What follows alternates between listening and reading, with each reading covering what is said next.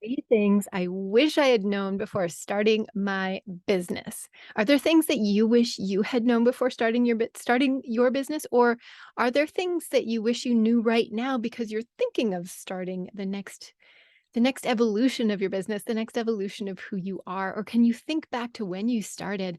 Are there things that you wish you had known?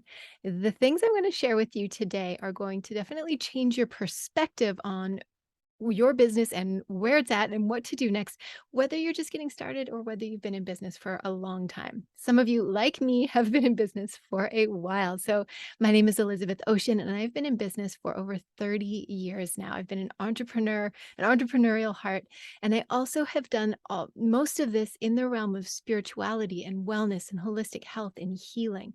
I started magazines, run large scale festivals and events, been a yoga teacher and healer, run a yoga studio and wellness center, so many things over the years. And I brought all of those together to create the Women's Holistic Business Academy, where I train women entrepreneurs, visionary leaders, spiritual teachers, holistic healers just like you to create thriving businesses that they absolutely love.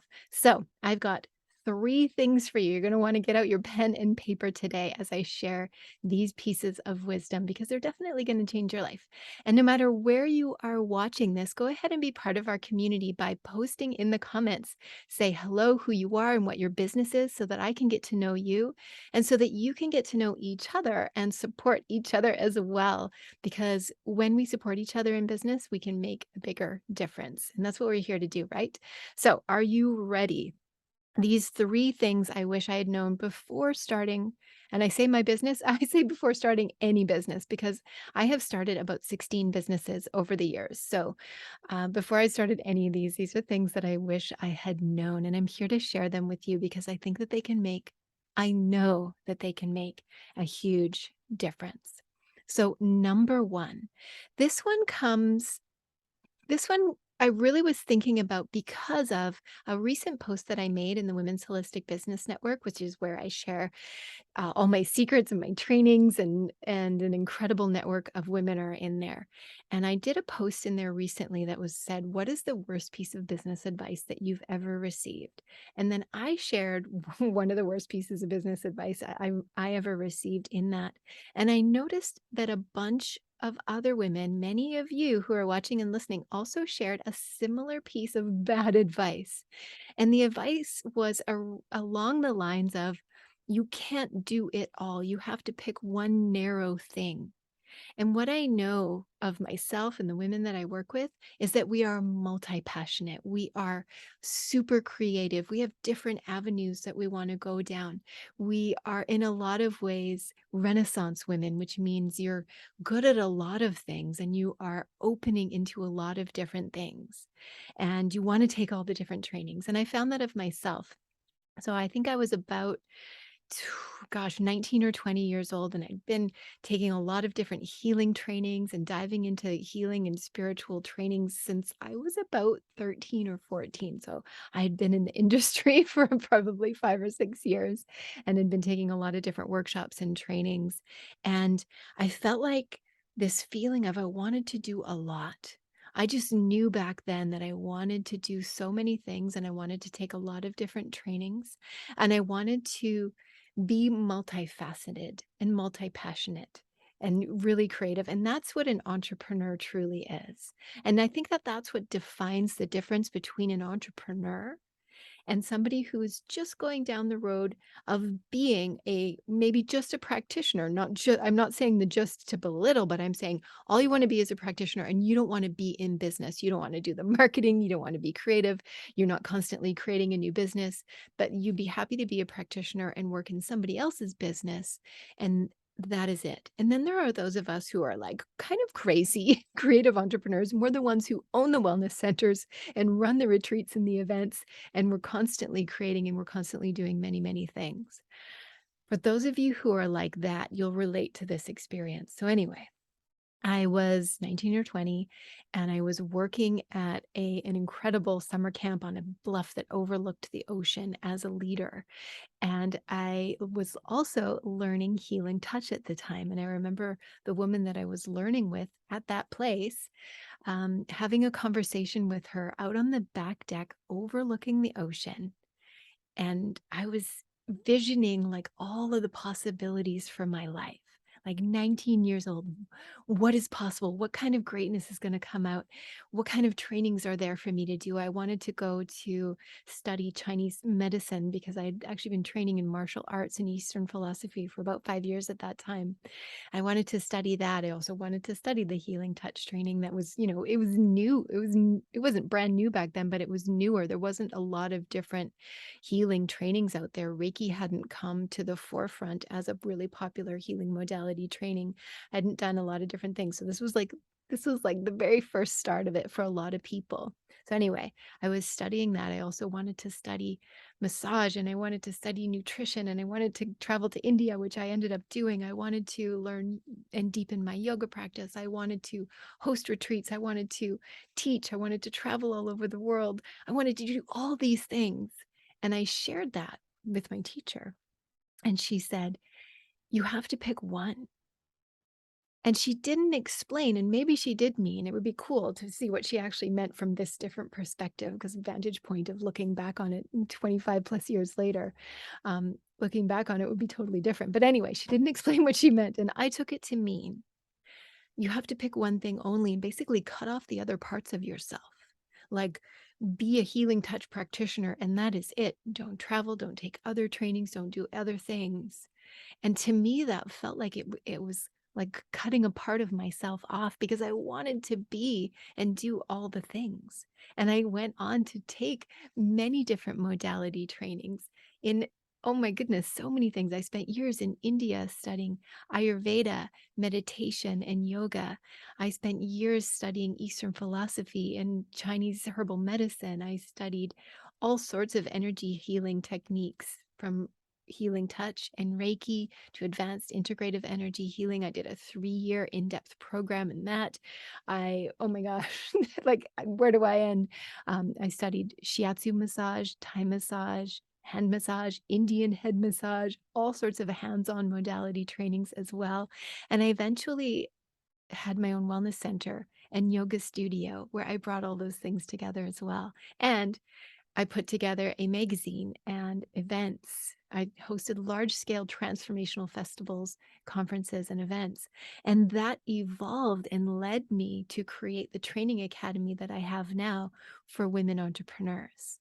And so when I think back to that piece of advice, I'm like, the truth is that it was good for me to do everything that I've done because it made me who I am and it made me able to understand the women that I work with on a deep level, that I have the same training, that I've run the same businesses. Now, there are a lot of business coaches out there who've never actually been a practitioner, who've never actually taken the trainings, who've never actually been on the ground with you, understanding the truth of the healing and the trainings that you all have. So I am so glad I didn't take that piece of advice. So the things I wish I had known before I started my business is you can have it all. You can have it all. You can be multi-passionate, multi-creative. You can do all the different trainings that you want to do and follow that thread because the truth is there's an evolution to your business. There's an evolution to your heart and to your unfolding path of personal self-development and spirituality and all of it. And it's all needed. The thing that in that, the advice that I wish I had was don't hesitate. Don't wait for it to be perfect. And so that's number one is you can do it all. And the thing number two that I wish I had known is it doesn't have to be perfect before starting. So that's the piece of advice that I wish I had had. It doesn't have to be perfect. Don't hesitate. Sometimes I was a little bit frozen with decision making. Like I want to do all these trainings. I remember I was taking an acupressure training course and I also wanted to study Chinese herbal medicine and I also wanted to travel and I also wanted to do, and these were all like multiple year things. And I also was in university at the same time and I also wanted to take other healing trainings. And instead of just starting with one, I would freeze and be like, which one's the best one to do first? and which one's the best one to do now and which one's the best one in general. And so I wouldn't make decisions because I was worried about making the perfect decision or making the right decision. So I wish I had known, just go. Just make a decision because any decision is good. Just take a step towards your dreams because any step in any direction is a step forward. And there is no wrong. There is no, if it's imperfect, it's not okay. That's one thing that I really wish I had known is just go for it. Perfection is an illusion.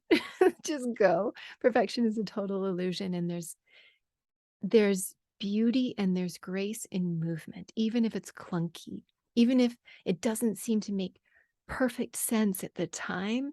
There's something moving you forward from within, and there is beauty in that. And there's an unfolding evolution in that, and that is incredible. So I wish I had known it doesn't have to be perfect, just move forward. So, number one, you can do all the things. You can do all the things because each one is leading, opening a door to the next perfect one. Perfect, there's a word again. And then number two, it doesn't have to be perfect. It will just, it will unfold as you go. It doesn't have to be perfect before you start. Sometimes I waited too long to put things out, and then I realized if I'd have just put it out, it would have been great. And so there's that. So those are the first two pieces of advice, things I wish I had known before starting my business. And then the next one is the third one, the third final and very important, and it ties the first two together. And what happened in my business is that being an ultra creative perfectionist, like so many of you, I ended up doing a lot of things by myself. And I know that many of you do that as well. Like you're A-type, you're creative, you're leaders, and you just go for it. And you know how to do it. You know how to do it really well.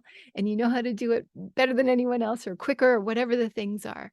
But the truth is that actually slows you down. When I'm looking back over the decades of my entrepreneurial journey, I realized that it slowed me down all the times that I tried to do things alone. And so the truth is that whenever I got help, whenever I aligned with a program or a training or a mentor, even though there was a part of me that was like, "Well, I don't wanna pay for that. I can do it on my own." Or, I don't wanna be vulnerable and say, "I need help. I don't know what I'm doing." That's huge. That's even bigger than the, "I don't wanna pay for it." It's like, I have to admit that I need help too, and that maybe there's a vulnerability there of if I am in a program or if I'm receiving help or mentorship or coaching, that there's something wrong with me. There's some kind of program in there that I've had to extract out. And the only way to extract it out is to actually receive the help, receive the mentorship and coaching. And every time that I do, it pulls out another layer and helps me to realize on another level and helps me to create on another level and helps me to have more success than I ever dreamed possible. So, this third piece of wisdom, things that I wish I had known before starting my businesses is that get help, get mentorship and training, get get humble enough to receive outside support from people who have been there and people who have walked the path. Side note on this one, make sure that the mentorship and training that you're getting is from somebody who has actually walked the path, somebody who has actually done the businesses that you want to do, somebody who's actually been in business and done their self-development work. I would say at least for more than a decade. Coming from this perspective from myself, it's been like 30 plus years. And when I look for mentors and guidance, I look for people who have real life on the ground experience, not somebody who just took a training and is like, I'm starting and now I'm going to guide you because they haven't gone through the initiations and the challenges. They haven't gone through what you need them to have gone through in order to guide and support you. Then the best coaches are the ones with experience. So look for that when you're looking for guidance. So these three pieces of advice, this final one really landing with get help, get a mentor, do your internal work so that you can get help and get a mentor. Do your internal work with that coach and that mentor so that you can be guiding other people forward on their journey. So the three things that I wish I had known before starting my business. One, you can do it all. Number two, it doesn't have to be perfect before you start. And number three, please get help. And you're going to be able to reach so many more people when you get help and when you get support. And support can look like a lot of different things. So, which of these three really calls to you right now? Which of these three is the one that you feel like, oh, this is the one that I need to let in right now? And my hope is that I can reach into your world and save you some time. I might even be able to save you years of indecision or years of waiting or years of holding yourself back if you follow these pieces of advice now. So, which one sticks out to you the most? Which is the one you need to follow? Type it in the comments down below right now. Is it the yes, you can do it all? Is it doesn't have to be perfect before you start? Or is it get help and get support? Which of the ones of these ones really speaks to you the most? Which one are you going to apply right now? And write into the chat also, when you apply this, how is it going to change your life and your business? Because that's where transformation really starts to happen. And we need you transforming. We need you transforming and stepping into and owning your incredible leadership because you are incredible. You are so creative. You are so powerful. And if you have a calling and a feeling to follow, to get out there more, to get your message out there into the world, to be more prolific, to be known, to have a project where you bring your work into the world through your book or your show or your talks or your courses, whatever it is, I say follow that. There's a reason it's being called out of you, and the world needs more and more light workers than ever before. So follow that calling. Keep doing what you're doing. Keep being incredible because when you do, together we make this world a better place. I'm so glad that you're here. I'm so glad that you've enjoyed this episode, and I'll catch you on the next one. Bye, everybody.